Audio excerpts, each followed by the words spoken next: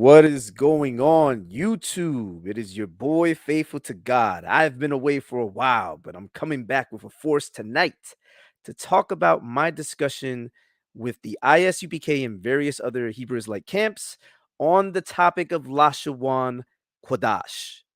See, Abu, I got it right this time. Lashawan Qadash. So without further ado, I'm joined by the spectacular, the ever so popular Vocab Malone. Vocab, say what's up to the audience. How you doing, Faithful? How you doing, piece of the panel, Jonathan and brother Jack? And glad to be here. Absolutely, man. And we got my brother Jack Chapman, man. Say what's up to the audience, brother. What's up, everybody? Shalom, shalom. How you doing, family? And of course, we got my other brother Jonathan Hawkins. Say what's up to the audience, brother. Grace and peace, man. Good love, man. What's going on, everybody?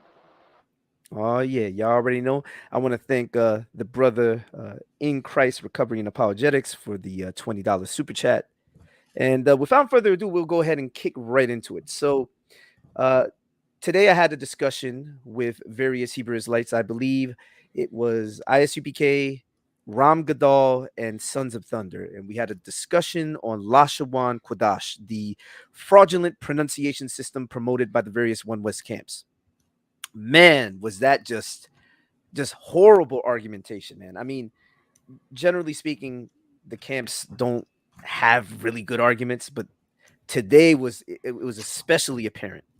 And the two gentlemen here, Jonathan and Jack, were privy to it.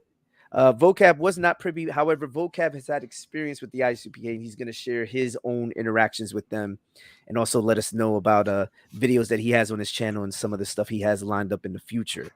But let's go ahead and just kick things off. You know, Jack and Jonathan, man, you guys were witnessing the spectacle.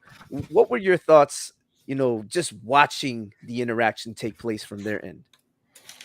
Them brothers hate the Septuagint, man. They hate the Septuagint. One of my favorite translations of the scriptures, man. I don't know why I think I know why they hate the Septuagint so bad, because I use it to prove that Job is not an Israelite. He's more of the Edomite persuasion, but I digress. Go ahead, Brother Johnny. Yeah, I noticed half the time when you get into the wrong fabling, you get a chance to really start to digest some of the things they say. Half of the stuff be so baloney, you can't even get a chance to really even digest it, because it doesn't even the claims that usually come out of their camp and just from their whole side, it makes you sometimes just wonder if they even want to have an honest conversation in the first place, or are you just playing pin the tail on a donkey at this point? Indeed, man. You know, Vocab, you had an interaction with the ISUPK back in 2016. I believe you called into their radio show. Before I go into my personal interaction, just so you could share a little bit about your interactions with them, what was your experience like for those who may have not seen the interaction, and you know, maybe the advice that you would give to people if they're going to interact with these guys? Well, first, I agree with Jonathan. Something he said real quick. Sometimes when one of these One Westers is making an argument, they'll say something, and I'll be befuddled. I'll be stunned, and it's not because they had some amazing argument, because I'm either trying to figure out how they're making the connection, or I'm shocked that that's an actual argument they're making. So I'll be sitting there and they're like, we got him. And I'm just like, that's not what it is at all. I'm like, yo, is he really? And so you just, you know, it's like it catches you off guard with how bad it is. But with ISUPK specifically, you know, their skill that they're trained in is really conversation, manipulation, and rhetoric, you know, rhetorical styles.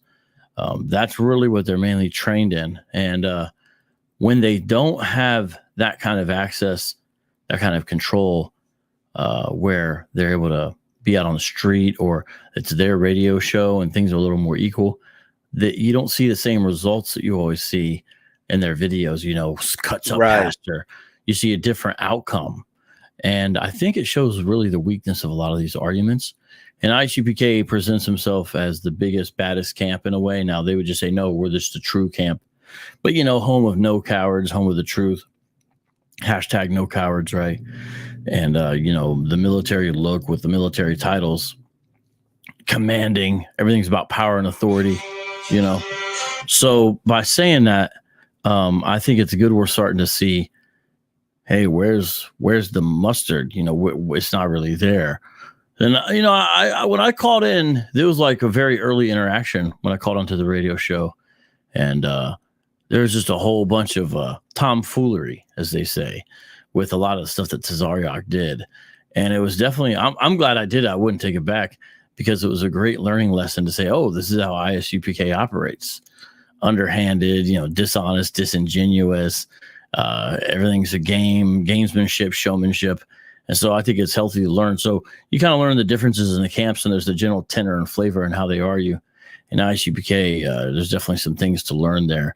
But I think we're starting to see the arguments are not as strong as they claim, and the wheels are starting to come off. And it's only going to go downhill for them, because if they adjust, they lose their main claim to fame, which is they're the ones who hold down the One West truth.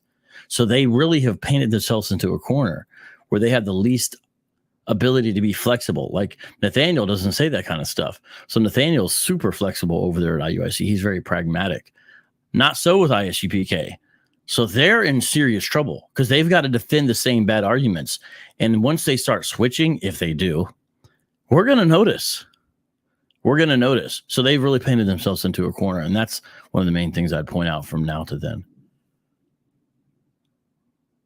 Absolutely, man. And you know, the other thing, they want to control the narrative. So they want people to call in onto the radio show. You'll notice this whenever you catch them in a forum. If they find a Christian that they feel is weak, they'll corner them. But as soon as they find a Christian who's a lot stronger than the average Christians that they deal with on a day-to-day basis, they will immediately pump out their rhetoric. Call into the radio show if you want to debate us. Call into the ISUPK radio show. We do it every Thursday at, you know, whatever time. And it's a rhetorical device, because as soon as you call in, you're going to try to ask you questions, put you on the hot seat. And if you ask them any tough questions, they're instinctively trained to address your question with a question, burden shift, again, not actually deal with any of the salient points being raised, misrepresentation, turn down your mic, play whip sounds. You know, yeah, when they did that with, I think especially G-Man, and the thing is, I guess, you know, they had it where he couldn't hear it, but the whole time he's talking to them, trying to have a legitimate conversation, they're playing whip sounds, like he's getting whipped and beat, with this basically almost like a laugh track over it, you know, whoosh, whoosh, whoosh. You know, they're doing that the whole time. I mean, this is. And they also want to, you know, we're Bible students, we're Bible teachers, we're the ones with the authority, and this is what they're doing. It's really immature and childish, but this is what we're stuck with if you're going to deal with ISUPK. That's the nature of their group. Indeed. You know, so the discussion that I had today on Clubhouse, for those who don't know, the Clubhouse app is this, you know, app where you can just go into rooms. It's similar to, I guess you could say, Pow Talk. It's like a kind of a Pow Talk app, but more loose. A lot more people can interact. And a lot of Hebrew Israelites have discovered the app, and they've gone on there and they've tried, you know, attempted to proselytize, more specifically the One Westers. And so the interaction that I had today, Jack, what room was that again? I don't recall the name of the room. It was actually it was just a live chill blessing room. We really didn't even have a title, but for the past couple of days we've been interacting big time with Captain Tazariak and Chaataza. So a lot of people fell in today. We actually got a good mix of multiple different camps. So it was pretty fun today, and it wasn't planned. It was real random. Like I said, it wasn't a title, just to keep it short. Right. And so our conversation shifted in the direction of Lashawan Qadash. And so I think we went for several hours. Chaataza of the ISUPK was there. The gentleman Yawasap from Gadal, forget what the camp something. And then I know it's in the title of the video. And then Sons of Thunder. And so the gentleman Yaw'al from Sons of Thunder. So we had a conversation on Lashawan Qadash, and man, the arguments were just some of the worst arguments I have ever heard. these guys tried to cast aspersions on the Septuagint. They claimed that the Septuagint was some sort of mythos when I made an appeal to the Septuagint, even though that wasn't the only thing I appealed to. So my argument, so everyone knows what the basis of my argument was. My argument was essentially centered. Yeah, absolutely, brother. I'll send you the link in a moment. So that's the brother Stephen. Stephen is well steeped in the Hebrew, so he can maybe chime in with some of the more technical stuff on the Hebrew side of things. But so the argument that I presented was, it wasn't contingent on the Nikud, pardon me. It wasn't contingent on modern Israeli Hebrew. It was contingent on the transliterations in the Old Testament, both in the Septuagint and the Dead Sea Scrolls, when they're, various manuscripts into the Greek, and the New Testament, the writings of Philo, the writings of Josephus, ancient Israelite writings that captured pronunciations from the Hebrew into the Greek. Somehow they kept trying to shift the argument back to modern Israeli Hebrew. Now, Vocab, you had an interaction with GMS back in 2019, and they tried to do the same thing. They, as soon as you went into the topic of Lashawan Qadash, and you brought up the examples in the New Testament and things of that nature, the Septuagint, it's like they attempted to cast aspersions on the Septuagint as if the Septuagint isn't a thing, like it doesn't exist or something.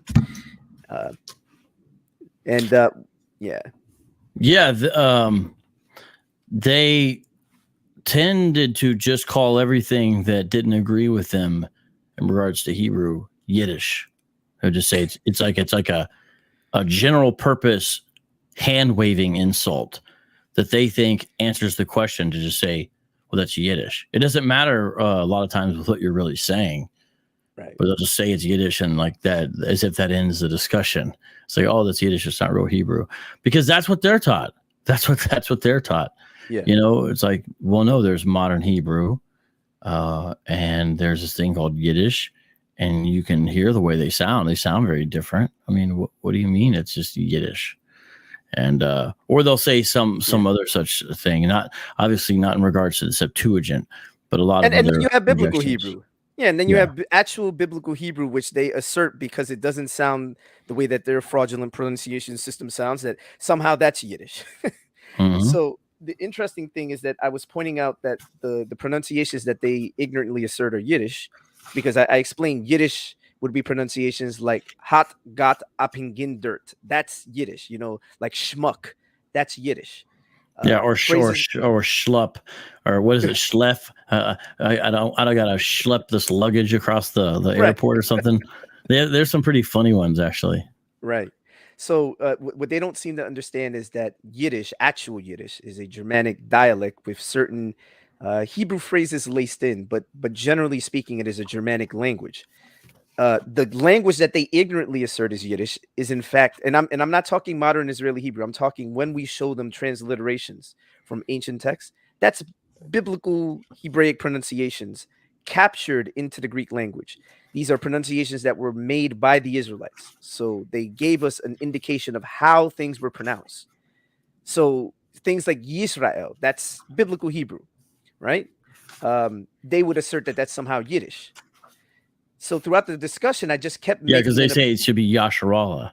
Right. But right, it's interesting, faithful to God, they have no definitive way. They have no way that they've ever told us. For example, with Yasharallah, how do they know it should be Yasharallah? Why isn't it Yasharal? I feel like they're inconsistent with that last sound a lot of times. Sometimes it's in certain words and other times it's not. But it's never explained why it should or shouldn't be. But anyways, go ahead. It's interesting because today we actually got into the discussion where the UPK uses the connectors. So that would be the little frowny face, smiley face. Ariala's smiley faces. Aria. I'm sorry. What did I say? Aria invented the original emoticons. Right.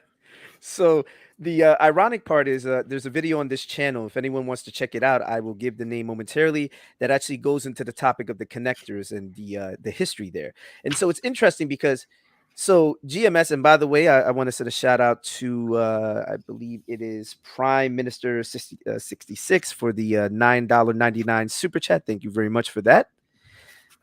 So the original school had this system of connectors, and yet a group like, say, GMS and other groups will seemingly employ these connectors in a way that it never seems consistent. So I guess the UPK claims that it's to indicate open syllable and closed syllable. Somehow they think that the lamed, or what they call the la at the end of Yisrael, as they mispronounce Yashar Allah, or what they probably should be pronouncing Yashar Allah, they'll claim that's somehow an open syllable, and so therefore it indicates the idea that you should be pronouncing the relevant characters. So it should be Yashar Allah rather than Yashar Al. But then it begs the question, what about for another group who decides to employ this so-called connector system that was invented by REI? What if they decided to Yashar Al and that it's actually closed? Who's right and who's wrong? How do we determine that? Is it simply a matter of opinion? So in the discussion today, we were going into the arbitrariness of Lashawan Qadash. They merely assert it, they don't demonstrate it. So I gave an example. I said, and Jack, you can chime in on this, and also Jonathan. At the end, I asked the question, what evidence do you have for the 18th character of the Hebrew alphabet? What evidence do you have that it was pronounced Taza instead of Sade? Because all the evidence seems to point in the direction of Sade from the ancient Israelites themselves in the form of transliterations, whereas your innovation of Taza doesn't come into the equation until the 20th century, it seems. So if your invention isn't something until the 20th century, how do you prove that? How do you prove that this is what Moses and the other people were saying? How do you know they were pronouncing that relevant character as Taza? And Jack and Jonathan, you could chime in. What was Chaataza's answer to that? That was the weirdest thing to me. All weird than what how they tried to debunk. His question about 18th letter of the Hebrew alphabet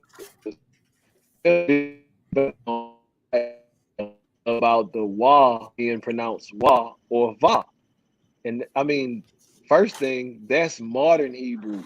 Second thing, you asked him about antiquity, not modern Hebrew. So I was just like, huh? This is a head scratcher.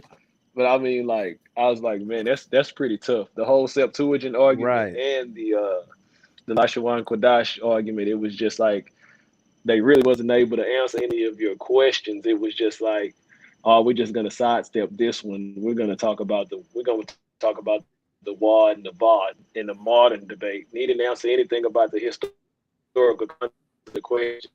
So that was mighty weird to me.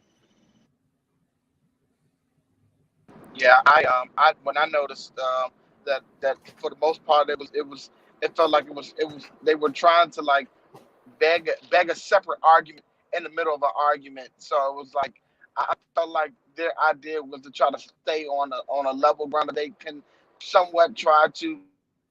But again, it goes back to what from the get go. Sometimes it's like you don't even understand how we even get to a point where we're making an argument of some sort, or where you even get an idea to even try to make a point in that nature, you know? You know what's fascinating about the argument was, so they have no evidence. There is no ancient transliteration from the Israelites. So I continually asked specifically, let's break this stalemate. If you think I'm wrong, I can provide a transliteration. You cannot provide a transliteration, but if you disagree, furnish a transliteration from antiquity that shows that the relevant 18th character in the Hebrew alphabet was pronounced Taza, and Chaataza avoided that question 2 times. He attempted to make an argument for modern Israeli Hebrew, and I let him know, I'm not arguing for modern Israeli Hebrew, I'm arguing for biblical Hebrew. So therefore, since we're talking about biblical Hebrew, show me something from the ancient Israelites to validate your claim. And he couldn't do it. There was nothing there. But man, it got worse, because it was like this was towards the end. So when we were having our discussion midway through, I asked Chaataza a question. I asked him.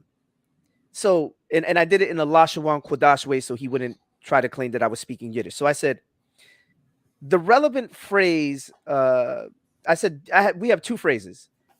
We have the phrase Banya Yashar Allah and Banyam Yashar Allah. I said, which one of those 2 is plural and which is singular? Now, for the audience out there, both of them are plural. However, one of them is in the construct state. Chaataza didn't know that, and so he answered that ban ya was singular. And I asked him, "Are you sure about that?" You know, I hit him with the John Cena. You sure about that? And he said yes. And then he accused me of not knowing Hebrew grammar, and I immediately pointed out to him that the phrase that's mispronounced ban ya, which is properly pronounced b'nai Yisrael, is in fact the phrase b'nai in b'nai Yisrael is in fact in the construct state, and it is plural. And I had to explain to him, for example, his own King James renders the relevant phrase in the plural, not the singular. It was like he had no idea about that basic feature of Hebrew grammar.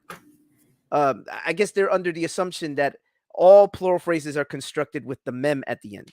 And so there's an example of not knowing something and then claiming to be an expert in it, right? It's the Dunning-Kruger effect.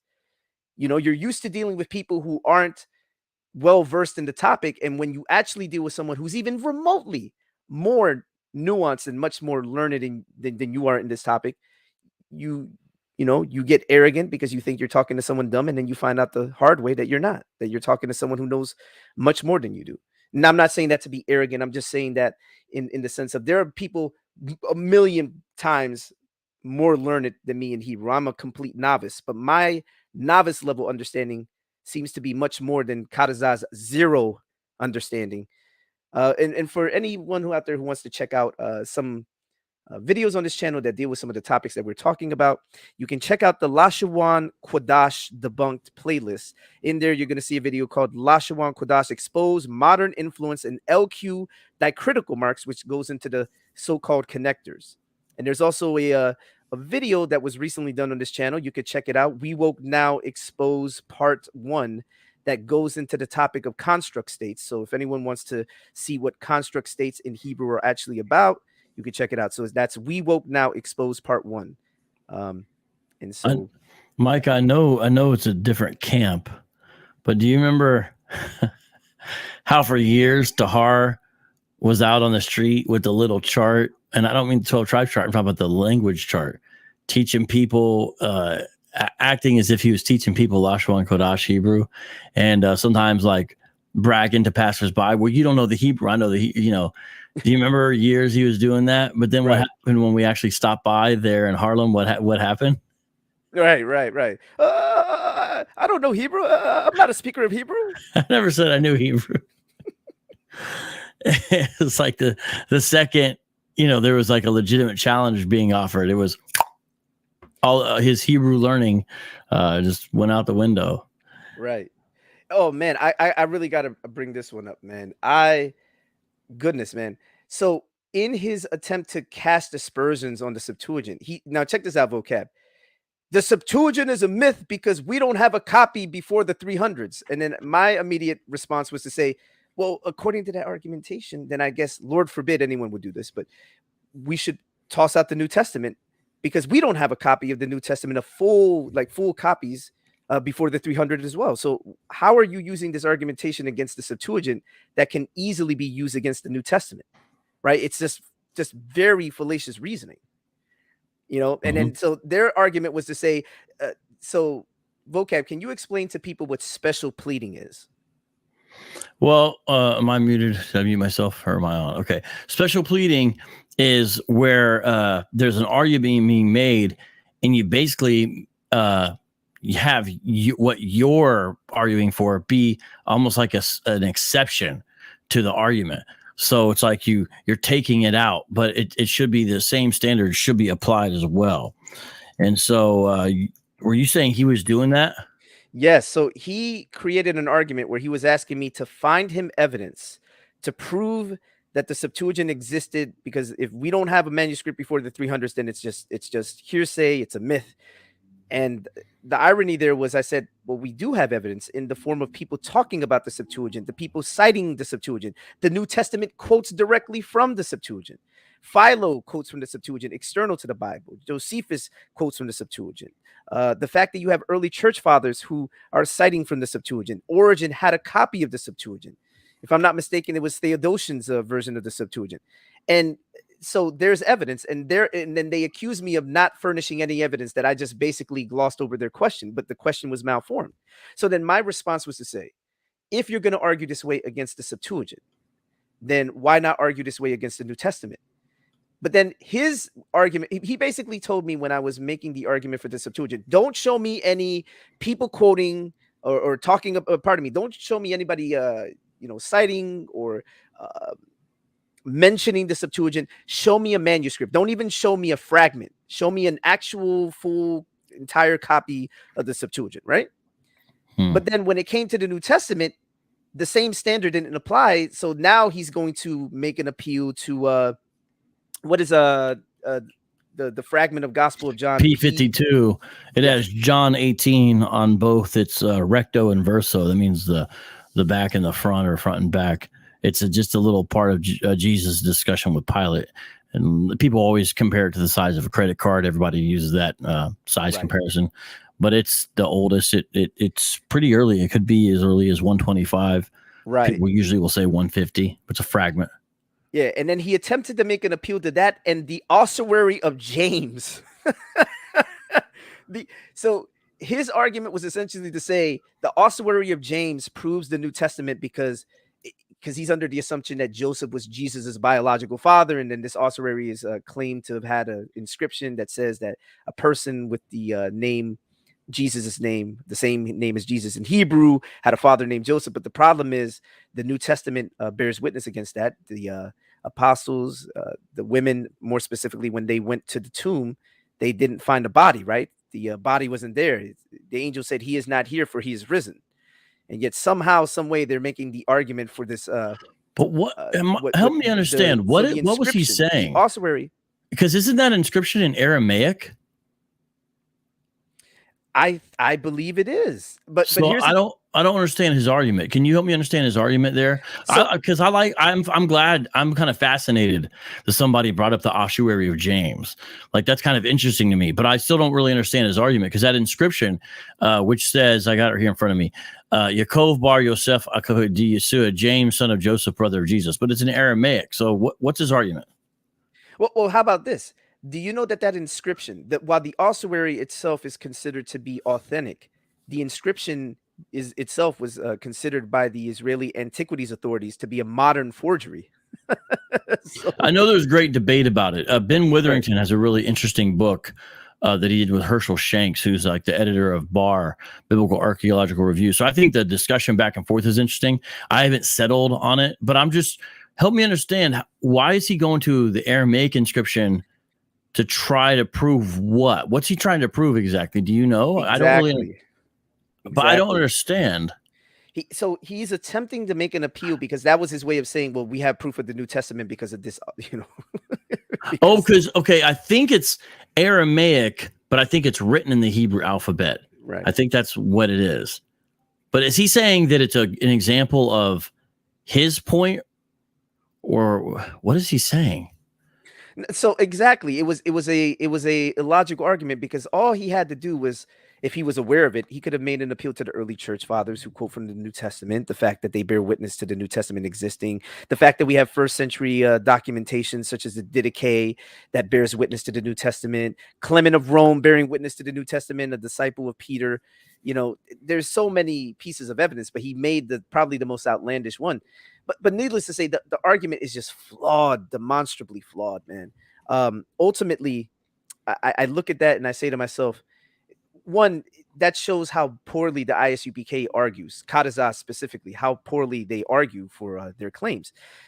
But more importantly, he doesn't apply the same standard for himself, because the argument was, show me a full manuscript for the Septuagint. Right. But when it came for me telling him, well, let's apply the same standard to you so you can see why this is a faulty argument, show me a full version of the New Testament, all the books of the New Testament before the 300s, a copy, and he can't furnish one. So then what he does is he attempts to make appeals to fragments and everything, other things that he won't allow me to bring forth as evidence, because it doesn't fit. He's making a rule for himself that he's not applying to me. right? It's special pleading. He has a special rule for himself that he doesn't apply to everyone else. So in other words, he's allowed to use fragments and all these other different things, and even that poor argument for the ossuary. But I'm not allowed to use firsthand accounts of people who had the Septuagint, read the Septuagint. For example, Origen with his Hexpala, where he had, one of the first textual critics going into the Septuagint and, comparing it with the Hebrew. Isn't it amazing, though, right? Isn't it amazing that we have a guy before the 300s who had a Septuagint, but somehow the Septuagint is this mythos, which is very strange, right? Yeah, well, here's the thing is the earliest complete Bibles, basically the front section is the Greek Old Testament. Basically, it's the Septuagint. Right. So my point is his argument, backing up what you're saying, would create equal problems if that's the standard he's asking for the New Testament as well as the Old Testament. For example, Vaticanus has a almost complete Greek Old Testament. It's a Septuagint, but that's one of our oldest Bibles. You see what I'm saying? Sinaiticus does too, but there's pretty big gaps, I guess, in Sinaiticus, but it also has essentially the front part of it is essentially the Septuagint. And the next part there, of course, is the New Testament. So our oldest Bibles essentially are bound up with the Septuagint. Right. Those are our earliest examples of Septuagint, in my understanding, that we have as far as kind of complete. So they are literally, we're having them bound together in these codices together at the same time. Well, how about this? And this was the most ironic part is he was asking for evidence, and I had first century evidence from Philo of Alexandria, who talks at length about the Septuagint. So the fact that people had Septuagints dispels this rumor, this idea from the ISUPK and perhaps other Hebrew Israelite camps that use these bad arguments that the Septuagint didn't exist.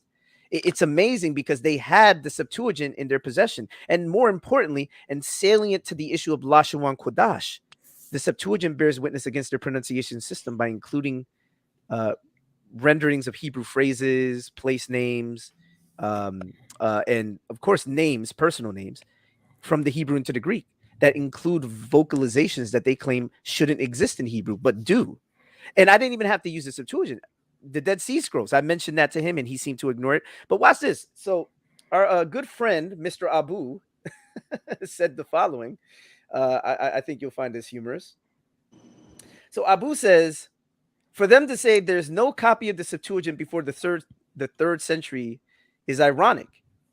The irony is that they don't have a source rendering the Sade as Taza before the 20th century. It shows that they don't apply the same strict standards to their own system. So we actually have, even if they were to argue, okay, well, the only copy of the Septuagint that we have dates to the 300s. The only evidence for the 18th character of the Hebrew alphabet making the Taza sound dates to the 20th century in Harlem, New York City, by a guy who was ignorant of how Shemitic languages, as they like to say, actually work. Isn't that interesting? But yeah, man, bad arguments, man, real bad arguments. You know? Yeah, I'm just still trying to follow some of the argumentation here. It doesn't fully make sense. I guess there are, I'm looking into it right now. I guess there are some, there are fragments of the Greek Old Testament prior to there, but they're smaller. Like, even from the Dead Sea Scrolls, there's a few fragments, very small though, very small, and some that of course are found in Egypt as well. Because it stays dry there, but they're smaller, so it just doesn't make sense. But honestly, this shows how they take Lashawan Qadash, their pronunciation system. They're taking it on blind faith. They know there's no evidence for it. All they can try to do is to distract you with the fact that there might be a debate either now or throughout the history of the Hebrew language about some particular issue, which is common in languages. How do you pronounce this? What's the proper way for this to be spelled? How should this be written? This is common even in English, especially before things are standardized, right? it seems like all they can do is point to kind of things like that they become aware of. And they're not really ever offering any positive evidence for Lashawan Qadash. Right. I mean, listen, if Yahawashai or anything remotely like it, any form of that pronunciation of Jesus's name appeared anywhere that anyone was ever aware of, you don't think they would be putting it out and saying, look, we have ancient evidence for Yahawashai. We have ancient evidence for Yahweh. Why don't their apologists do anything like that? Because there's no evidence of any kind in any way, and they know it. That's why they can just distract you with, well, there was an argument over here. There's a discussion. There's a disagreement over here. That's in modern not, times. But vocab, Yeah. but watch this. But the thing is, in modern times, but then the argument didn't hinge on what modern Israeli Hebrew does or doesn't render, or whatever the case is. The argument is the ancient evidence doesn't point anywhere even remotely close to the direction of the Hebrew language having nothing but A-class vowels for every single pronunciation, with the exception of the ayin, where like if you have a phrase with the ayin, then somehow it makes the I as in pie sound. There's no evidence of that. All the evidence goes contrary to that. Whether a person wants to argue about, well, how is this phrase? Oh, Jack, you got to mute, man. So whether a person wants to argue, throwing his keys on the kitchen table. Yeah. Whether a person wants to argue for the idea that that particular phrases may have had a evolution in pronunciation, that's not the same thing as saying, well, now because there's a particular evolution in pronunciation, therefore Lashawan Qadash wins by default. No. Right. Right. Which is what they assume, right? They assume that if we can show this argument in modern times over the wa or the va, therefore Lashawan Qadash wins by default. But then where is your evidence for Lashawan Qadash in antiquity? There is no evidence for this idea of all A-class vowels with the exception of the I, as in, the I and ayin, Wow. Yeah, and it seems like the only reason they did that is because they just didn't want to have another ah sound in there. Or it's the case that in the case of Chaataza said, you guys trust the white man, and I kept telling them, no, all the evidence I'm showing you is coming from the people you believe to be Israelites, but on the other hand, you're trusting General Yohana. Your source of believing this isn't anything ancient. It's whatever Yohana taught you. And Yohana learned it from Arya, and Arya didn't know what he was talking about. Isn't that amazing? Well, it's not only that, but is there any evidence of the other Northwest Semitic cognates of nothing but A-class vowels in any of those languages, like Akkadian, Ugaritic, Phoenician, etc., or even Moabite and Edomite languages? Right. Do you see any sort of a nothing but consonants with A-class vowels wholesale in any of those languages? And the answer is no. You don't even see that with Arabic, whether classical Arabic or modern Arabic. Right. You see either short, middle, or long vowels of the A, I, or it, E vowels. And Hebrew is no exception to that, whether, well, more specifically, classical or ancient Hebrew. So yeah, nobody was speaking the Abba Gaba Daba Daba Hebrew. No one was talking Abba Gaba Daba Daba Daba Daba. Like no one was saying that. Like there was no point in time where the ancient Israelites had this all A-class vowel system. And if anybody tries to make an assumption on that, because I have seen Sakari attempt rather poorly to make an appeal to an amateur. They claim this guy was a scholar. There's this amateur linguist who throws this hypothesis out there that really has no basis in antiquity. There is no basis in all the other ancient Semitic languages in the region. But he throws it out there, and then they were quoting him like this guy's a scholar, and meanwhile he's a complete amateur. It's like, well, hey, it's better than Richard Katz. At least the guy exists. Right. But to Stephen's point, why don't within the family of languages that Hebrew is in, is kind of what I heard him saying. Why don't you see any similar pronunciation system? How is it that this is only the case for Hebrew? Why would that be? How would that be? Because it comes out of a family of languages. And of course, the script we know is basically Phoenician, when they talk about Paleo Hebrew.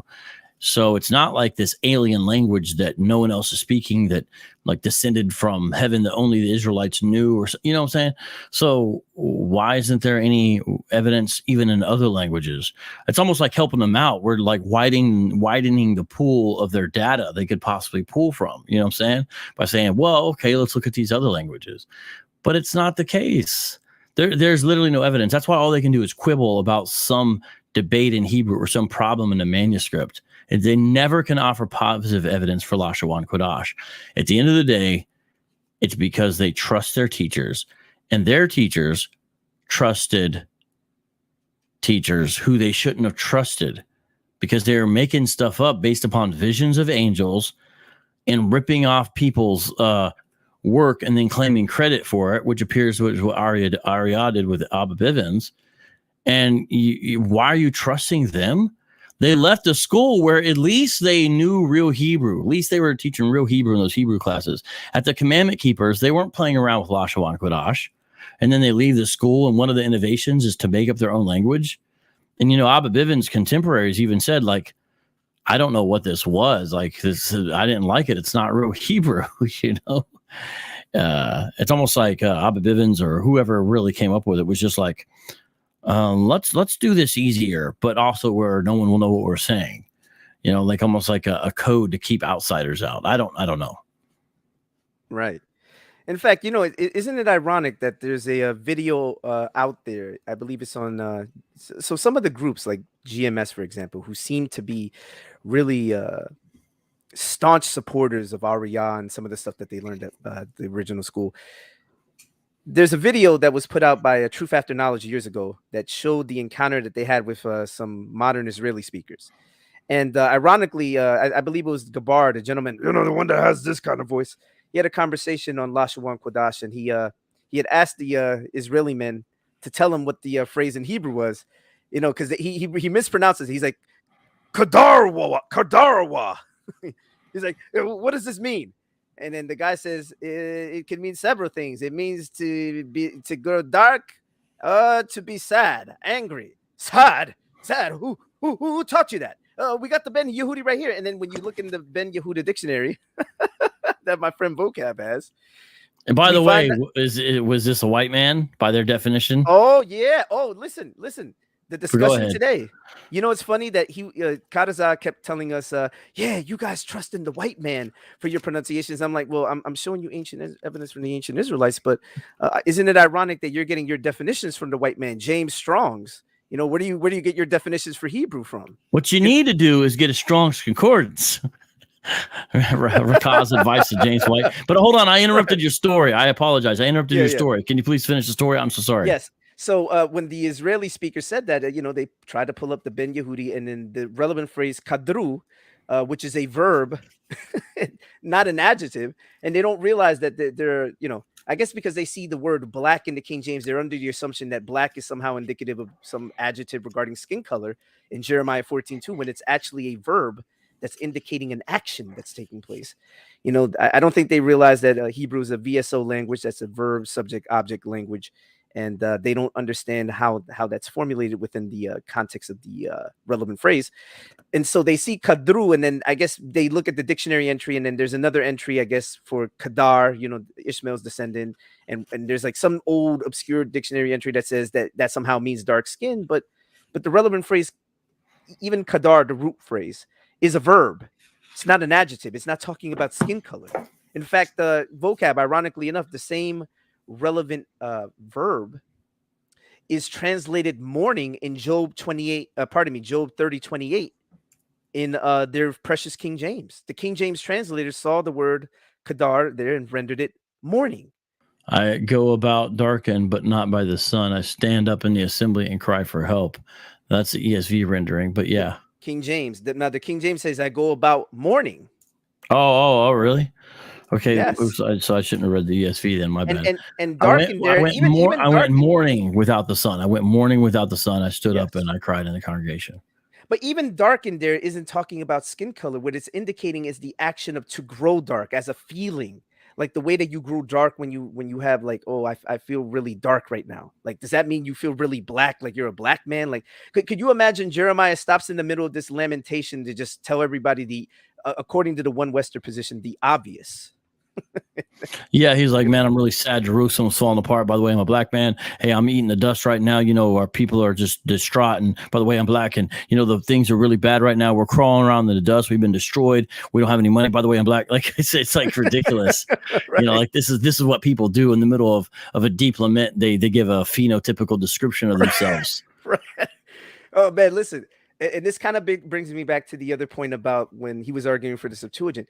You know, the Dark Ages, since, you know, our favorite topic, vocab, you know, to talk about and laugh about, the Dark Ages doctrine. So the Israelites made copies that included a Septuagint that supposedly didn't exist until the 300s. And nobody thought to stop these Israelites who were ruling Europe for 1,000 years. Wait, you got to do it. You got to do it on your, for 1,000 years. For 1,000 years. Oh man, that's tough. A whole millennium. The Dark Ages. There you go.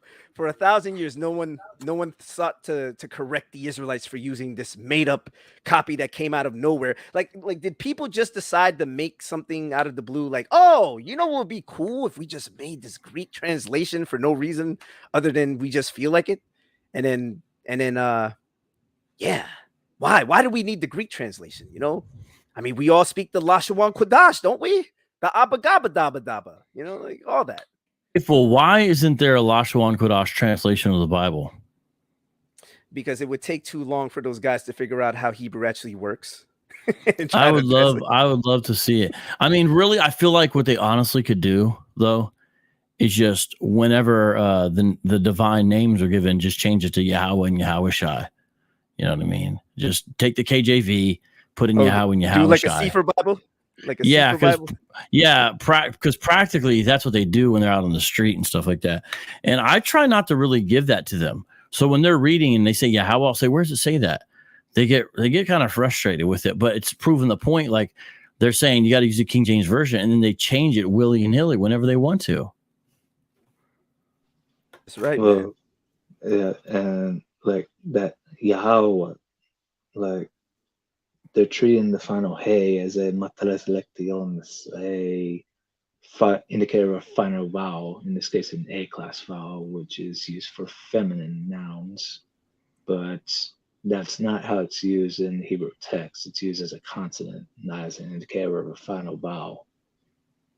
Right, man. Oh, listen, Stephen, we went into the topic of mater lecciones, and, you know, man, these guys, it seemed like they were trying to understand the concept, but then they were applying it poorly. Like, you know, you had this different system of diacritics, and, you know, it's like, I was like, wait a minute. Like, and then I had to explain to him, like, the gentleman that I was speaking to, I don't remember. I don't know if he was a member of the ISUPK or what group he was a part of. I assume he's obviously a proponent of Lashawan Qadash. I asked him the question about the Hezekiah seal. You know, the name of the people of Yehuda, as they were mispronounced Yahawada, it's missing the wa there. So what does the wa indicate? What is that indicative of? You know, if these matres lecciones is if this is somehow a later innovation, then why do we have it as early as the Hezekiah seal? I mean, the Hezekiah seal, pardon me. Why do we have it there? An example of where the wa would indicate a particular pronunciation. However, it's missing there because could it be the case that the ancient people, when they saw the name of Yehuda, didn't see the wa there, and the wa was meant to signify a vocalization, so that when a person saw it, they could readily see the vowel. In this case, the u, or well, the way they would mispronounce it would be the wa. You know, like Yahawada, as opposed to Yehuda. Yeah, can't blame that on the Masoretes. Yeah, can't blame that on the Masoretes. Oh man, listen, how about this one, vocab? The name Yeshua, he said, show me that in the Old Testament. And I, you know, because I see the law, I see Joshua's name that we pronounce Yahushai. So show me Yeshua. And ironically enough, in their own precious King James, in our, you know, in their preferred Bible translation, in Jeshua. Nehemiah 8:17. Yeah, Nehemiah 8:17. What do we see here? Here's the King James.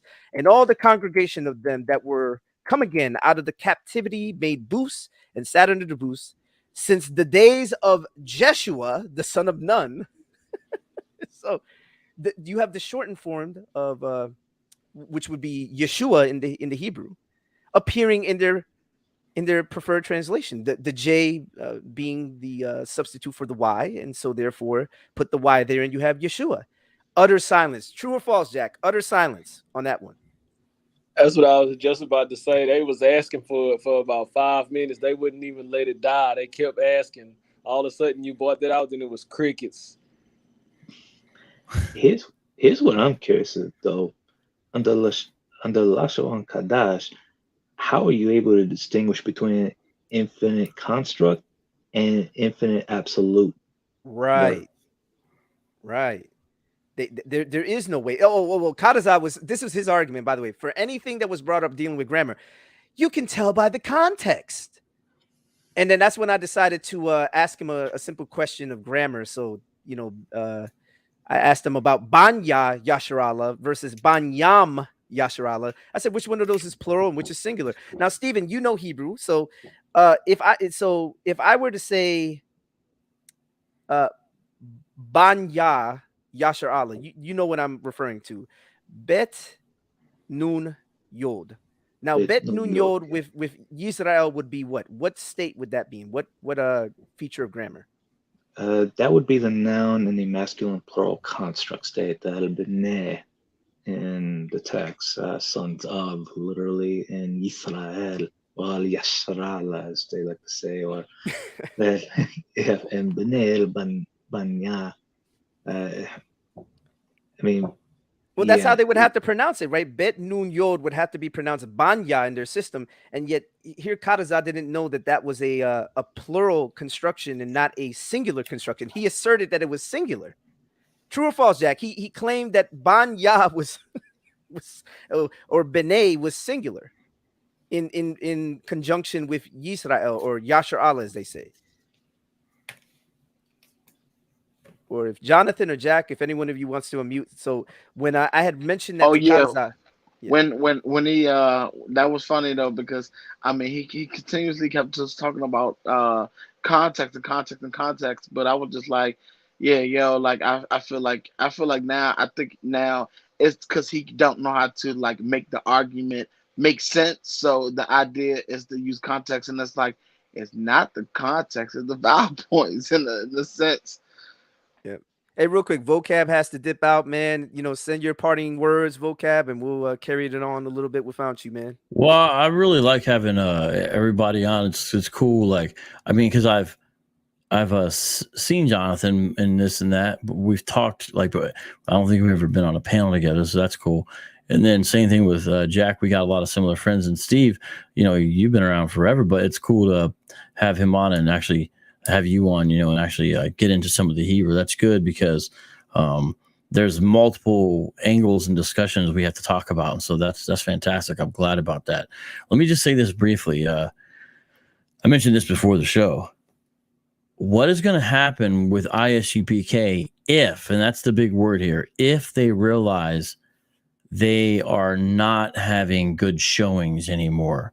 Because when they are out on the street and they're controlling everything and they're talking to people who have no idea who they are, when they're on their radio program and they can cut you off and mute you and have your volume low and act like they hung up on you and disrespect you and play whip sounds over you, when they're in total control in those kinds of situations, they are bolstering up their reputation as a home of the truth, no cowards, right? But when they're in less controlled environments, the showings are not always going as well, and increasingly so, because what's happening is people were realizing, wait a minute, these guys, they're loud and blustery and confident and will condescend when they talk to you, but actually there's a lot of major holes in their argumentation, and we're able to start pointing that out more and more. People are seeing that. And it's not just one or two people. It's a lot of people who are picking up on these arguments and realizing it. So here's what I'm saying. Will ISUPK realize that's starting to happen to them? And what will they do? One possible thing that you'll see with ISUPK, I'm specifically talking about UPK now, is they'll go the ICGJC route. I wasn't around back then, but to all my guys I talked to who were, back in the early 2000s especially, ICGJC was the stuff. And they were big all over the message boards at that time on the internet, because that's a key way people would communicate. It was forums, message boards. And they were always in there, and they were always arguing, and they were putting out a lot of videos, and that's what they were doing, right? And of course, the red and whites were also out on the street. You know, that's their colors and stuff usually. But they were big. And then some different things happened, and there was an order given, and all of a sudden you saw all these YouTube accounts go down, all these pages go down, and you saw them kind of disappear from engaging on these message board forums. And ICGJC kind of disappeared from the online conversation in a lot of ways. And most of you have done a lot of Hebrew Israelism apologetics. Most of you have never encountered an ICGJC member. Some of you have, but most of you haven't. And there's a reason for that. It's because they're not really allowed to. I wonder if someone ISUPK realizes what's starting to happen to them, because it's only going to get worse. If they realize that, will they pull back like the ICGJC and look for more controlled environments? Because that's what these groups tend to do. Sakari, when they're in trouble with their Passover without the P situation, did things like all of a sudden you can't comment on the videos. That's their right. That's their prerogative. Right. But they never did that before. And I wonder if UPK is going to start doing little things like that. So I ask everyone to pay attention. Now, if UPK is too much reading their own press and they don't realize what's happening, that they're starting to lose in a very public, obvious, visible way more and more with horrible argumentation, if they don't realize it, I think they'll dig in and keep on doing what they got to do. That's probably them making the arrogant, foolish decision will probably be the best thing for the truth. Since they trade in lies, if they don't realize what's happening, they're not perceptive enough, that would probably be a good thing, because they're essentially going to beat themselves into oblivion with bad argumentation. So it'll be interesting to see which way they go. And here's why I specifically talk about this with ISUPK for two reasons, and I'm going to get out of here. I'm so sorry. One is they promote themselves as no cowards, home of the truth. So it has to do with their reputation, their image. GOCC doesn't promote that kind of image, so they don't have the same kind of branding concerns. UPK does. They do have that problem. Secondly, they are the ones who claim they have held up the same banner of One West since 1969. Nate over there at IUIC is very pragmatic. He's very modern. They got their own TV streaming services now. They adapt. They're very flexible. They've totally dropped Lashawan Qadash. Every now and then you'll catch one of them do it. They don't ask people to kiss and lick their boots and shoes anymore, right? IUIC they're trying to adapt into it. They have their own app. You know what I'm saying? And so they'll make adjustments. They don't claim to be they almost just claim to be the most efficient, the most disciplined. That's kind of their claim to fame. ICPK, though, claims to be the truest. So here's the thing. They've painted themselves in the corner. They can't just willy-nilly change their argumentation, because supposedly it comes down from their teachers and elders, supposedly. And that's where Johanna's authority supposedly comes from. So if they start monkeying with their argumentation that they've used because we're hitting them, we should notice and call them out on it. And it's going to create problems for them.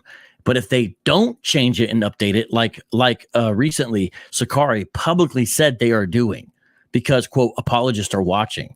Hakah specifically said this. I got a video. And so they're updating things and changing things. He talks about a new angle he has for something out of John now, Hakah does. If they don't do that, then their demise will be that much quicker, because their argumentation is stuck in a pre-apologetics engagement era. So this is like my opinion of the importance of some of what you guys are talking about today. Sorry, I went a little bit long with that, but I'm very interested to see what will happen with that, because I think this conversation is part of what I'm saying there. Indeed, man. Well, with that being said, definitely want to thank you for coming on through Vocab. Oh, I was about to say shalom or shalom. Shalom, achaya. Shalom. Oh, man. Well, fellas, I'm gonna stay on for a little bit more. I just wanted to look, Jack and Jonathan, man, would you say that today was a big L for ISUPK, Ram Gadal, whatever, and Sons of Thunder, man? What do y'all say? I think it's their norm. Man, them really. brothers been getting dunked on for months. Right. This normal for them. I think sometimes that it gets to a point now where I feel like I don't even think they even really care about the argument no more. They just kind of just appreciate people actually even recognizing them at this point, because I don't even think they even really even consider the argument. Hence the fact that they use such, like, I don't really understand how we even got this far today with them, man. I never heard of context being to make the difference of the vowel points of this, like, that don't make. I digress, man. Yeah, it's crazy, man. Them dudes, man. I mean, and there was even a topic that was going on about the Angels, Jack. They were getting beat up on that too, right? Oh, you Oh, talk they was about getting the their work, full. man, on their fallen angels, bro. Wait, Man, is this? Yeah, I Wait, want to they say this think right the now for fallen the audience. angels are the righteous sons of Seth. Yeah, wait. my apology, Jack. Go ahead, man, because I was breaking up. I couldn't hear you. Go ahead and repeat that again for the audience. Yeah, they think the fallen angels are the fallen sons of Seth, and they're gonna be leading up to the line of Shem, meaning that they're tied into the children of Israel. We tried to tell them, man, that's the B'nai Elohim, real angels, the Nephilim, the Rephaim, the Gabaryam, literal fallen angels that fell down and started having sexual relations and marrying the daughters of men. They fell on the sword big time on that, man. Oh yeah, big time, man. Bruh, I'm gonna tell you this right now. It's like they want to talk about scholarship, but many of them aren't even aware of the Divine Council. They don't know anything about Heiser's work or even other scholars. It's not just Heiser, man. It's bad, man. And today was real bad. The They fact think that these Psalm guys, 82 was talking about us. oh man, I'm bruh. Oh, Hey, check this out, man. They think I it's have about yet. humans. They Well, my bad, Jack. My bad, because it keep cutting out, man. So I keep hearing you like a second later. So go ahead and finish your thought, bro. Go ahead. Yeah, I guess it's lag behind. Yeah, they think Psalms 82 is talking about humans, but I mean, I think it's clear. I think that's verse 6 where he's telling them, you're going to die like men. Why would you have to tell a man that he's going to die like a man? Obviously, he's talking about something else. It tells you that he's sitting amongst the divine council. Men can't go amongst the divine council and have a meeting with God. Like, come on, what are you guys talking about? Right, right. Hey, Steven, man, you chime in very quickly. Um, a little bit about just Lashawan Qadash, man. What would you think if you were there and you would have witnessed me ask these guys the following question? Can you show me in biblical Hebrew, or in any biblical text, more specifically in a transliteration from the Hebrew into the Greek, the basis for your pronunciation system? Do you think that would warrant that person making an argument for modern Israeli Hebrew? Do you think that would even at all be a valid argument to use against what I'm saying? Because if I'm not arguing for modern Israeli Hebrew, if my argument hinges on biblical Hebrew and I'm asking him, look, biblical Hebrew didn't sound the way that you claimed it sounds. We have evidence in the form of transliterations. If you disagree, then please furnish your evidence in the form of transliterations to demonstrate that this is how the Israelites spoke and that you have a consistent witness for this, not some appeal to one word or a root word definition, but actual consistent documentation from the Israelites that this is how they spoke. If his argument immediately shifts to, well, modern Israeli Hebrew, XYZ, and some sort of controversy over, let's say, the wa or the va, or even in reference to the Gaian. You're familiar with the whole Gaian, right? yes, right. Yeah. Right. So how would that be salient to what I'm asking him? Does that even make sense to argue that when no one is talking about modern Israeli Hebrew? It's not. It's utterly a red herring. Let's just grant Israeli Hebrew doesn't pronunciate the ayin or ayin like ancients did. Let's grant that for a second. Let's just grant they don't pronounce it the wow as a wow but as a vav, and the sade as or the sade as a sade in their current dialect, and they blur the distinctions between a short O and long O vowel and the A vowels, whether middle, short, or long. Let's just grant them that they blur those distinctions in the modern accent.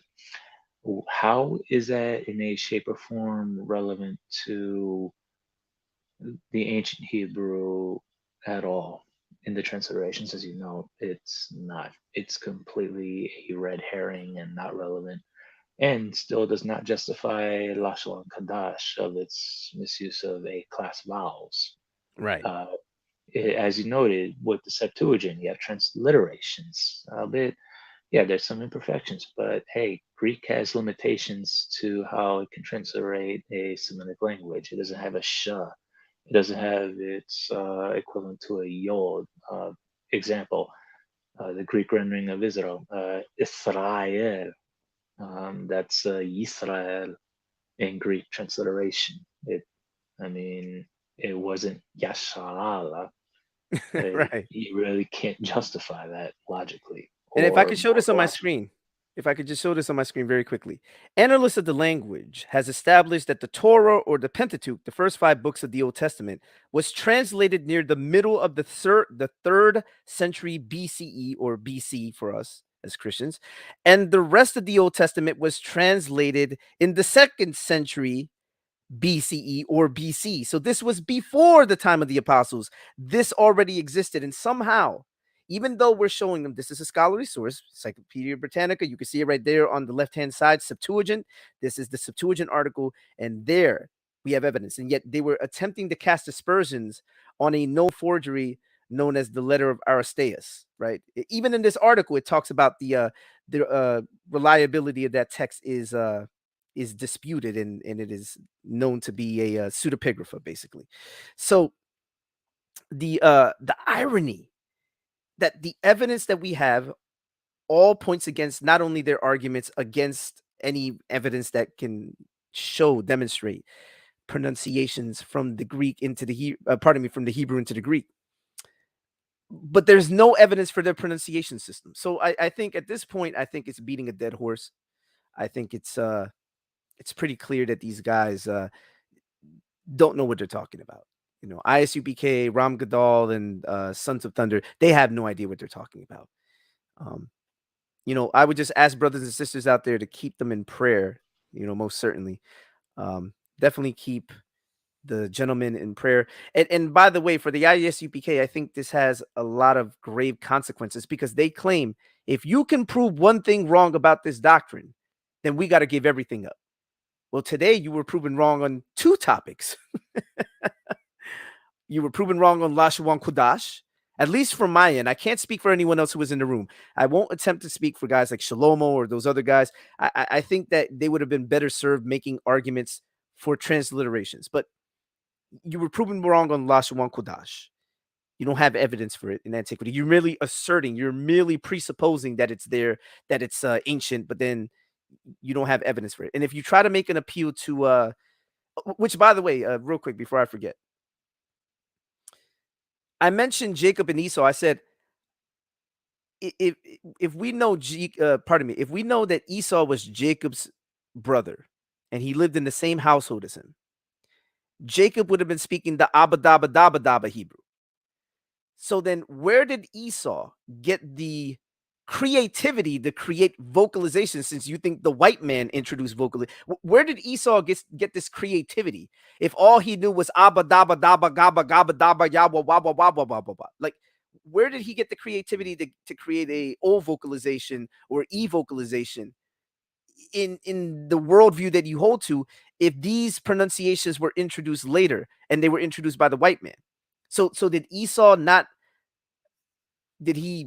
How did he make them up? It's just illogical, right? When you really think about it, it has no rhyme and reason. They're arguments. the other point is, why do other Semitic, and Stephen, you can touch on this too. Why do other Semitic languages have the vowels that you claim are somehow fake? Why do they all have these vocalizations in them, these pronunciations, the E sound, the O sound? Why do they exist if, according to you, these are introduced by the white man, yet you have these other Semitic cultures having them? If you're just going to assert that it was all because of supposedly because of Hellenization, why do we have examples in Akkadian before the period of Hellenization showing the evidence of these vocalizations in them? It's just like, I mean, I just find it outlandish because the Akkadians were Shemites, and yet they had these vocalizations that you claim were introduced by the white man. Foolishness, right? Utter foolishness, man. Stephen, chime in on that, man, if you could. And while you do that, I'm going to pull up a video, and we're probably going to end it on this note because I want you guys to see this evidence against Lashawan Qadash. So go ahead, Stephen. Well, just to give an example, El or God in Ugaritic, it's depending on if it's a accusative object or genitive, but let's just stick with the genitive. It's Ilu. Ilu is just a singular form of it in the masculine sense. I think it's Eluhum in the plural. I could be mistaken. In the feminine plural, it's Ilat or Ihat, something like that. You still have that vocalization shifting and changing, similar to Hebrew and even in Arabic. Now, as you noted, if this was something a white man invented, why does this exist in a sister language from Ras Shamara or back then, Ugarit? And also to know, Hebrew is a Canaanite dialect, and even ancient Canaanites and had similar vocalizations. Why, if this was a white man invention, why does it exist in its sister cognates, Canaanite and Ugaritic, and even Phoenician? I mean, you can't explain that with Lashawan Qadash because it still has the accent shifting when it's in construct states, and the morphology. Yeah, Lashawan Qadash does not explain the morphology, i.e., the behavior of the patterns, how verbs and nouns change. Whereas if you compare it to the cognates, the morphology makes perfect sense because that's how ancient Semitic languages behaved in changes of from adjectives to verbs and nouns. I mean, can't really escape that. Right, indeed. Let me actually show this real quick on my screen, and I'm going to play this video, and then we're probably going to wrap it up in a little bit. But so this is from Encyclopedia Britannica, because again, they claim that somehow we don't have evidence for this. That's some of us are just making this up. But here we go. Let me go ahead and show this. The Hebrew language is a Semitic language of Northern Central, also called Northwestern group. It is closely related to Phoenician and Moabite, with which it is often placed by scholars in the Canaanite subgroup, obviously because in the region of Canaan, the Levant, etc., right? Spoken in ancient times in Palestine, Hebrew was, supplanted by the Western dialect of Aramaic, beginning at least in the 3rd century BC. But even there, right, even knowing this fact, we know that Hebrew as a liturgical language was still used. It continued to be used. The fact of the matter is you still have the Hebrew Bible. You still have people who can read the Hebrew Bible, but as a everyday language, it was supplanted, right? As a everyday spoken language. But liturgically speaking, the people like the priests, the learned people knew how to speak the language. And for me, it is ironic that we have transliterations into the Greek from the Hebrew, because it's not from the Aramaic spoken into the Hebrew, but it's from the actual Hebrew text of the Old Testament into the Greek, the Hebrew into the Greek. Pardon me, I misspoke. So we have Israelite men translating phrases, transliterating phrases, capturing the pronunciation of phrases into the Greek. before the time of the apostles, during the time of the apostles, and even after the time of the apostles. And somehow we're supposed to take the ISUPK, Ram Gadal, and Sons of Thunder's word for it and assume all A-class vows because reasons. Because the camps that they're a part of say so without any evidence. And then trying to make an appeal to the script, because a lot of them don't know the difference between language and script. So let me do something real quick. Here's ancient evidence that destroys Lashawan Qadash. Here we go. Let me show this real quick. And for the brothers, do you guys have any parting words before I play this final portion? Anything that you guys want to say? Jack, Jonathan, Stephen? Man, we preaching this gospel out here, man. We laying down cuts, kill shots, body bags, man, on that false doctrine, bro. Absolutely. Yeah, I don't. I definitely want to. I definitely want to add that if you're gonna sit back and hold to a false doctrine, at least come up with with substantial evidence, because it's almost to a point now where I just feel like I don't even think you even look at the evidence that you even bring. Some of the time you sit back and actually look at the evidence, it don't even stand up to the argument that you even trying to provide. But all together, like Jack said, we send them in bags, send them boys in bags, man. We killing them doctrines. That's right. I'll And only add, yep. I'll only add this, and this kind of piggybacks off of what Johnson noted. If you are going to claim and believe that this form of quote unquote Hebrew end quote is actually the true form, you need to be able to justify first to yourself, i.e., justify means have reasons that are true and sound, that withstand scrutiny and are backed up by the evidence, i.e., like ancient Near Eastern languages, i.e., cognates of ancient Hebrew, especially with the vowels, etc. And that means actually reading actual scholarship and actually getting into the grammar of Hebrew. And And transliterations, also right? And transliterations too. that too. And also, if you're going to, basically, you need to have reasons to believe that these are true, and those reasons have to be sound, i.e., don't believe it just because, oh, yeah, elders told you this is how it's done. Oh, this is how. Basically, don't believe just because the elders tell you so. Actually, be able to interrogate the validity of those claims. Because if you're going to go out in the streets and say this is the original Hebrew, and some dude on the street who actually knows the language and even its cognates, other ancient Near Eastern languages, and say, no, you're wrong, here's why, you are literally making a fool of yourself and your beliefs. And not only that, but your community, because you're really showing you don't, you're really showing, you're basically showing people on the street that you're idiots. You don't know what the hell you're talking about. And you're bringing shame on yourself and on your community, basically.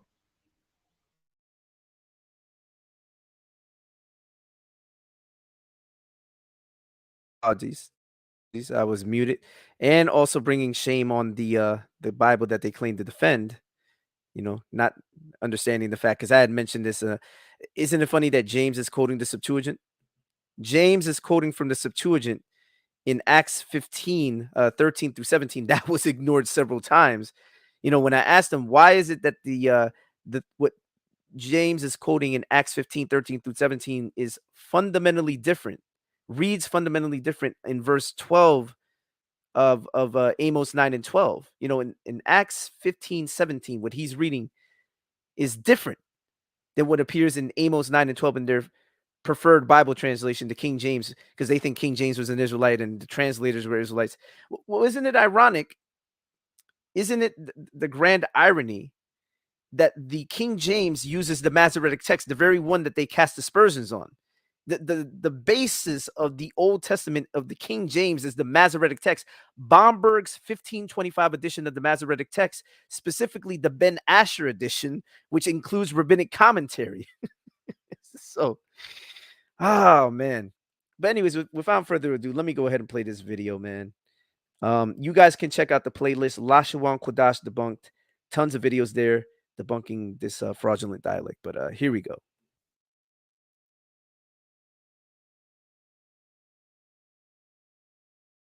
The Hebrew utterly refuted, which highlights the errors in Al-Azhar and lawyer's commentary of Vocab Malone's exchange with GMS on the fraudulent dialect known as Lashawan Qadash. Let's go back to here. He says Eli, Eli, which is Eli, Eli. Why doesn't he say what he just said? No, it's not. You don't have an E sound in your fake language. There's no E sound. Okay, you have an E sound. Prove to me there's an E sound in Hebrew at all without them dots. If you don't have them dots next to those letters, you don't know to make any of those sounds. When were those dots added to those letters? Who are the Masoretes?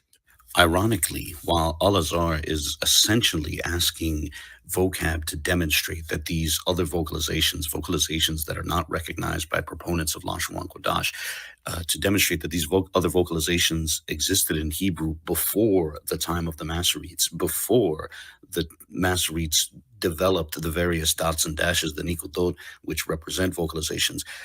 Ironically, Al-Azhar is making this request, but Vocab has already demonstrated that with his appeals to the New Testament and also to his appeal to the Septuagint and so forth.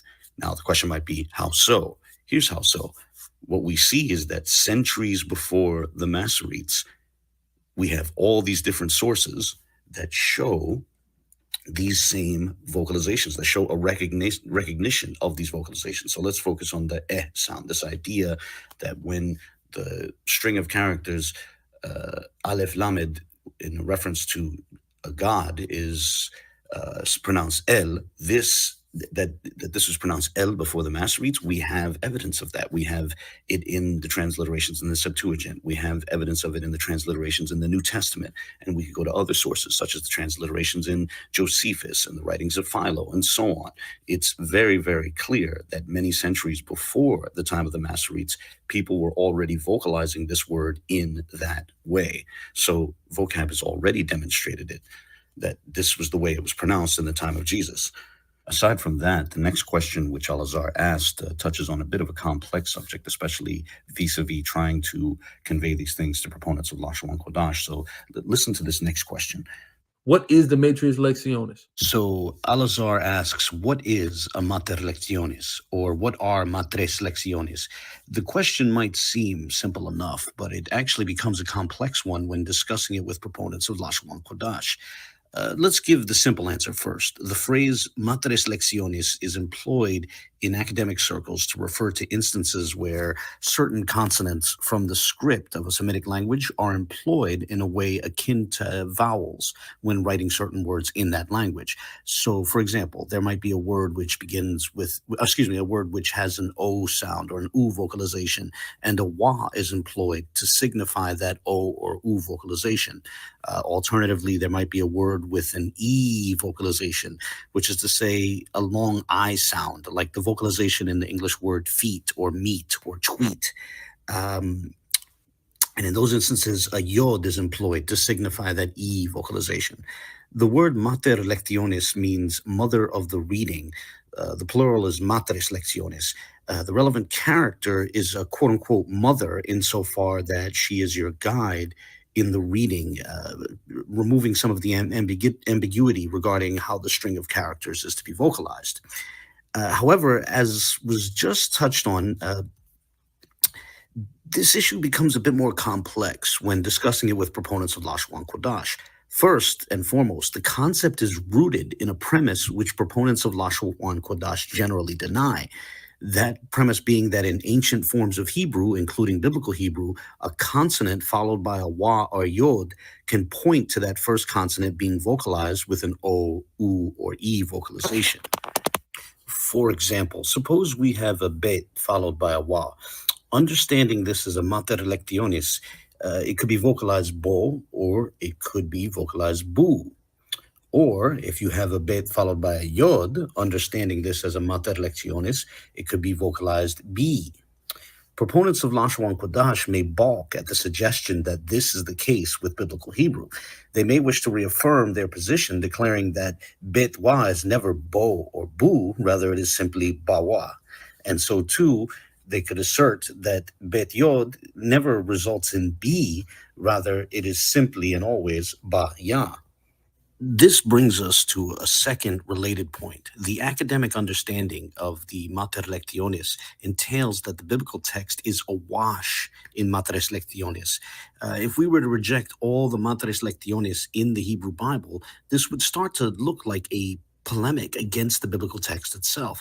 I think that if proponents of Lashawan Qadash saw the extent to which this would have an impact on the text, some of them would wind up denying many of the examples of the concept. Consider as an analogy the words Adam and Edom, or properly pronounced in English, Adam and Edom. The wa in Edom would be an example of a mater lectiones. However, one has to wonder, how comfortable would proponents of Lashawan Qadash be with the idea that the proper spelling for the word Edom, which is to say the name of the nation of Edomites, is identical to the spelling of Adam? How comfortable would they be with that idea? Moreover still, this particular example has direct relevance to the Sakari group, to Al-Azhar's group, as they hold that in Acts 15:17, James read an incorrect reading of Amos 9:12. Part of the issue there is that our extant Hebrew reading of Amos 9:12 has a reference to Edom, while James was either using a text that read instead Adam, or he employed a translation like the Septuagint, which itself translated from a text which read Adam. While the spelling of Adam and Edom is not the only issue with the different readings of Amos 9:12, it is nonetheless a central one. If we were to adopt the position that the correct spelling of the word is without a wa, then that seems to potentially lean towards James' reading being more plausible. At this point, members of the Sakari group might say that the wa in Edom is not a mater lectiones. Rather, they could say it's simply a wa. This even has relevance for names which incorporate a fraction of the tetragrammaton. For example, ancient Hebrew seals of Judahite kings have been found, like this one for King Ahaz. The seal includes the phrase Melech Yehuda, or King of Judah. Let's focus on the word for Judah in particular. What's interesting is the fact that it's spelled without a wa. However, it is spelled with a wa in biblical Hebrew. That is to say, the word for Judah, Yehuda, is spelled with a wa in biblical Hebrew, yet in this ancient Hebrew seal, it was spelled without a wa. It would seem, therefore, fair to conclude that the wa in Yehuda is among the examples of materes lectiones. However, that opens an interesting door, because if even the wa in a name incorporating part of the tetragrammaton can be considered a mater lectiones, then that begs the question, what about the wa in the name for Joshua, Yehoshua? This is the name proponents of Lashawan Qadash pronounce Yahawashai. And thus we are left to wonder, might the wa in Yahawashai be an example of a mater lectiones? At this point, a proponent of Lashawan Qadash might object that that's not a mater lectiones. They might just wave their hand and say, that's just a wa. But that leaves us with a question. Within the paradigm of Lashawan Qadash, how can we ever demonstrate an example of a mater lectiones in an ancient Hebrew text? Couldn't one always just wave their hand and declare, that's just a ya, or that's just a wa? The point here is that the topic of mater lectiones is not a simple one within the paradigm of an assumption of Lashawan Qadash. Therefore, if we are to have a serious discussion on the parameters of materes lectiones with proponents of Lashawan Qadash, we may need the particular proponent with whom we are conversing or corresponding to clarify how they understand the concept. But let's return to Al-Azhar's video. How did Israelites talk before those things were introduced to their language? Well, as we already covered, the vocalizations implied by the pointed text of the Masoretic text long predated the introduction of those diacritical marks, of those dots and dashes. Now, by the same token, while we don't have transliterations predating the somewhat speculative mater lectiones, it's nonetheless the case that we don't have any reason to think that the introduction of this writing convention brought about a significant change in pronunciation, as was the case with the pointed text and the Masoretic text. We could say so too with the Mater Lecciones, that they were introducing a writing convention to reflect vocalizations that already existed, rather than proposing this idea where people were all talking one way and they changed the way they wrote, and suddenly the way they spoke somehow changed to correspond to the writing. It seems to make more sense to me that the writing introduces these new conventions to reflect already existing vocalizations, to clarify their vocalizations.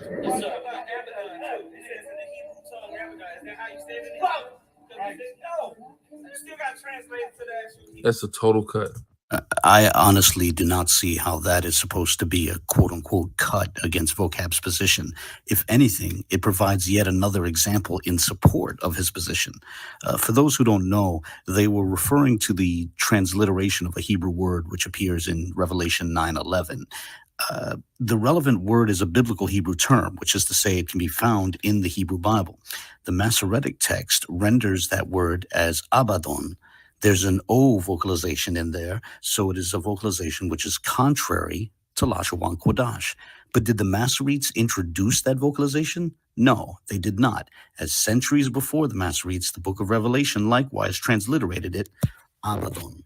So yeah. Yes, or Aleph Lamek Yod. You're right. But guess what? It still doesn't make Eli.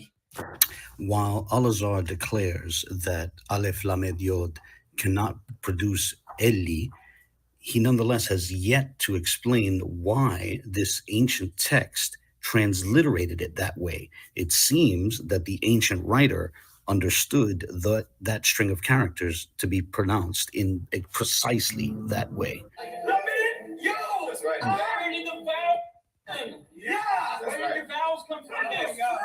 Hold on. Well, if I look in the ancient writings of Hebrew, I don't see vowels. If by vowels Al-Azhar means the dots and dashes of the Masoretic text, the nikud, the nikudot, if that's what he means, by this point it should be obvious that those symbols are not required to vocalize the text in that way. The symbols represent vocalizations that existed before those symbols were developed. That's the key point here. This ancient text is clearly showing that the word was vocalized that way in the time of Christ. This is where you get your pronunciation. Listen. So you got the Masoretes, right? They were a group of Jewish. Bro, this is before the Nazarites. No, it's not. No, it's not, because those vowels were not there. With all due respect to Al-Azhar, while he's saying no, it's not, honestly, the response is, I'm sorry, but yes, it is. We're referring to a transliteration in the New Testament, in the Gospel of Matthew, that is before the Masoretes. Matthew was written before the time of the Masoretes. Who worked between the 6th and the 10th century? I know this argument. Primarily trying to use this. We know. Jerusalem as well as Iraq. Each group compiled a system. Codex to do You know how you're wrong? Each group compiled a system of pronunciation and grammatical guides in the form of diacritical notes. Brother, read the Septuagint. When it translates to Hebrew, it lets you know how it's spoken. No, the Septuagint does not let you know that.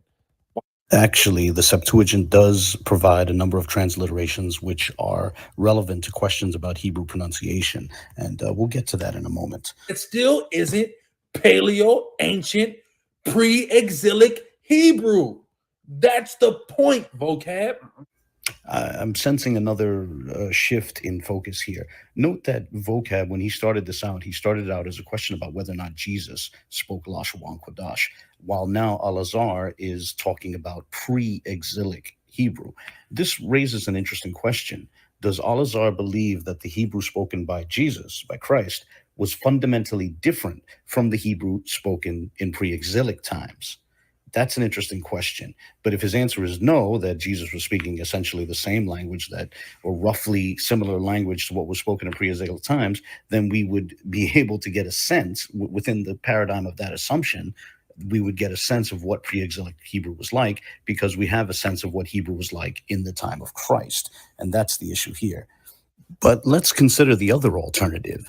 Let's suppose Al-Azhar says, well, actually, Hebrew in the time of Christ was fundamentally different from pre-exilic Hebrew. Okay, working within that paradigm, it seems to be that his assumption is that in pre-exilic times, they were speaking Lashawan Qadash, even though there's no evidence for that.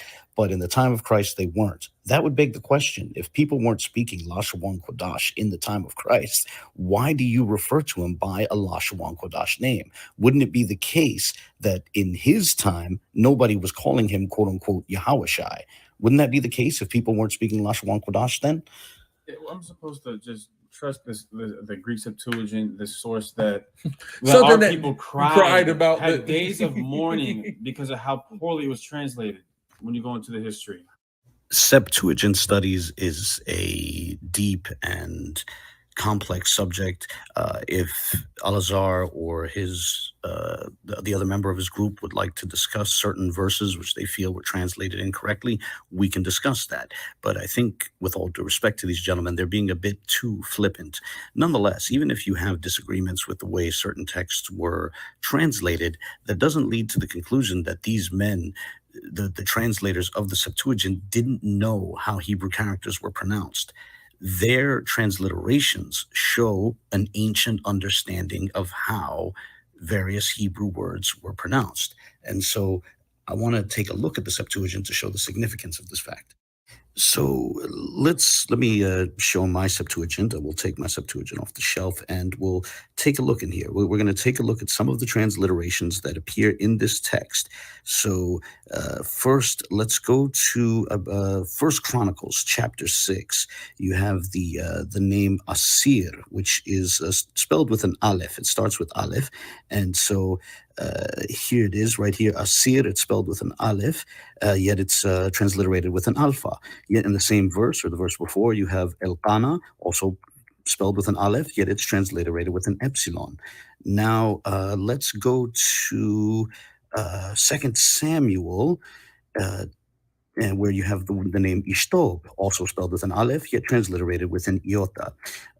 Aside from that, let's jump to Genesis 36, where you have the name Omar, right? Omar, spelled with an aleph, transliterated with an omega. And let's jump back to First Chronicles chapter 6 again, and you have the name Uriel, spelled with an aleph, but transliterated with an omicron upsilon. Think about the implications of what was just shown. We have 5 different biblical terms, all starting with aleph, yet that initial character is transliterated 5 different ways. And this touches on a central point here. One major premise of Lashawan Qadash is that each Hebrew character has essentially only one possible vocalization. Meanwhile, the standard understanding of Hebrew, along with other Semitic languages like Arabic and Aramaic, posits that each Hebrew character has multiple possible vocalizations. The ancient transliterations that we just looked at provide clear examples of such. We see that in the ancient understanding, the aleph was not simply pronounced ah, rather it could be vocalized alternatively as ah, e, o, u, and we can show a similar spectrum for the other characters. Now, Al-Azhar wishes to voice his disapproval of the Septuagint, but we see a similar spectrum of vocalizations also appearing in the New Testament, in the writings of Josephus, and in the writings of Philo. Thus, we have a collection of ancient evidence in favor of the conclusion that, in the time of Christ, the Hebrew language had a spectrum of vocalizations which proponents of Lashawan Qadash claim were not part of Hebrew. Now, to be clear, this is not an argument in favor of modern Israeli Hebrew. However, it is an argument against Lashawan Qadash. I would put it this way. We have evidence, ancient evidence, in favor of a standard understanding of ancient Hebrew. Meanwhile, Lashawan Qadash has no evidence in its favor.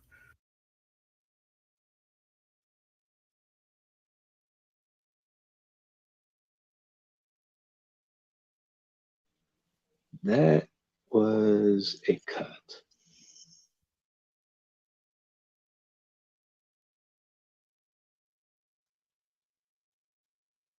That was a mega cut, man. Mega cut. Man. I don't think anything else needs to be said, man. With that being said, I think it's pretty clear these guys have no idea what they're talking about, whether it be Sakari, whether it be the groups that were mentioned in this video. Keep them in prayer, y'all, please, for the salvation of their souls, that they may come out of the deception that they're in. Very quickly, I just want to, say peace and shout outs to everybody. Definitely appreciate all of you. At the end of the day, definitely want to make sure that, everyone out there shares this video. Let everyone know the real truth, which is, found in Christ Jesus and not in the camps, because the truth isn't knowing that you're an Israelite. The truth is Christ Jesus, John 14:6.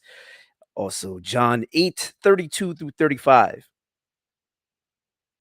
And that being said, I appreciate all you guys. God bless you all. I hope this has edified someone out there. And until next time, take care. God bless.